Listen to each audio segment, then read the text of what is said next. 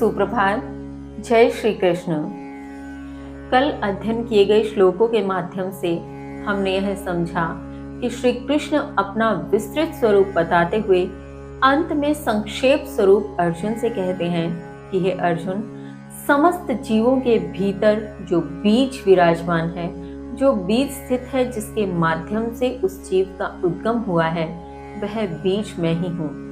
चाहे वह चर हो अथवा अचर जीव हो, जड़ हो अथवा चेतन हो, प्रत्येक जीव मेरे अस्तित्व के बिना संभव ही नहीं है। वे मुझसे बिना नहीं है, अर्थात मेरे बिना उनका कोई अस्तित्व नहीं, कोई प्रमाण नहीं। इसके आगे श्री कृष्ण अर्जुन से अब क्या कहते हैं, आइए जानते हैं। श्लोक संख्या 40।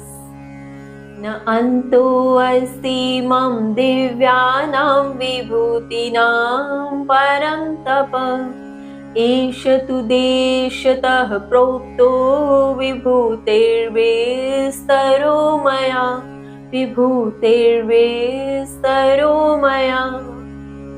श्री कृष्ण कहते हैं, हे परंतप, मेरे दिव्य ऐश्वर्यों का अंत नहीं है, लेकिन ऐश्वर्यों का यह विशद विवरण मेरे द्वारा उदाहरण स्वरूप में कहा गया।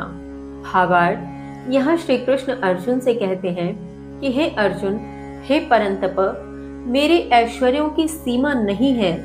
मैंने तुम्हें अभी तक जितने भी प्रकार से अपने स्वरूप को बताने का प्रयास किया है, जिस भी प्रकार से मैंने तुम्हारे समक्ष अपने स्वरूप को स्पष्ट किया है, इसका कोई अंत नहीं है। अभी तो मैंने तुमसे कहा ही क्या है। ये स्पष्ट करते हुए श्री कृष्ण कहते हैं, जो कुछ कहा है ये तो उदाहरण है, ये तो एक एग्जाम्पल है, लेकिन मेरे ऐश्वर्यों की सीमा नहीं है। हो भी कैसे, क्योंकि श्री कृष्ण जब अनंत है तो अनंत की सीमा कैसे ही होगी। इसके आगे श्री कृष्ण अर्जुन से कहते हैं, श्लोक संख्या 41। यत् विभूति मत्सत्वं श्रीमत् ऊर्जितमेव वा, तत्तद्देवावगच्छत्वं मम तेजः अंश संभवम्, तेजः अंश संभवम्। श्री कृष्ण कहते हैं, जो जो विभूति युक्त अस्तित्व अथवा सुंदर तेजस्वी है, वो तुम मेरे ही तेज के भाग से उत्पन्न जानो।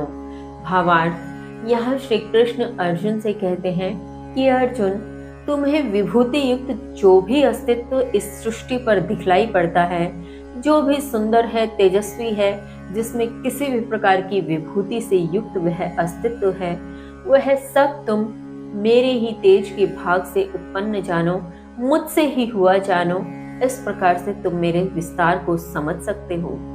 इसके आगे श्री कृष्ण अर्जुन से क्या कहते हैं, जानेंगे कल। तब तक के लिए जय श्री कृष्ण।